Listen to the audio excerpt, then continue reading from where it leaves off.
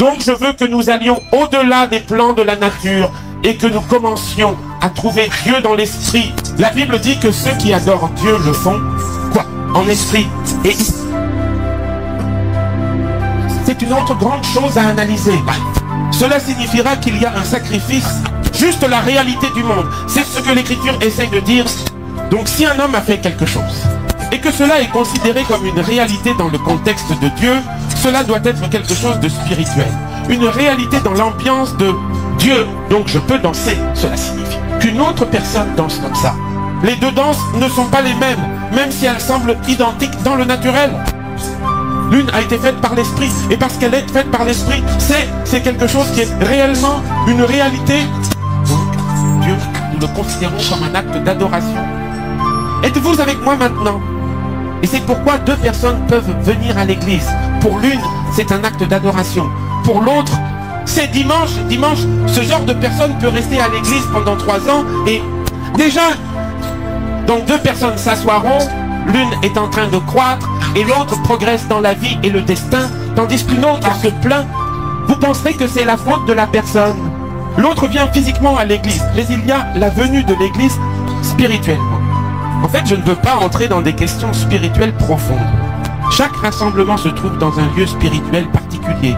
Donc juste parce que nous nous sommes rassemblés ici en tant que travailleurs, cela ne signifie pas que c'est ici que nous sommes rassemblés dans l'esprit. Car chaque réunion a un emplacement spirituel et les possibilités qui sont aspirées. Dans cette réunion deviennent par où nous sommes. Vous comprenez le point? Donc parfois, spirituellement, nous pouvons être dans mon cœur.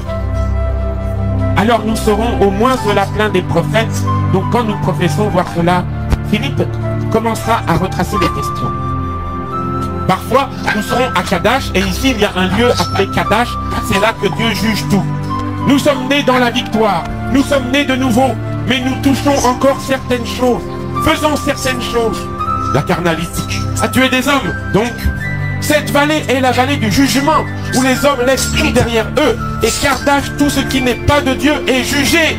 La seule chose qui restera est que c'est là que la plupart est faite erreur.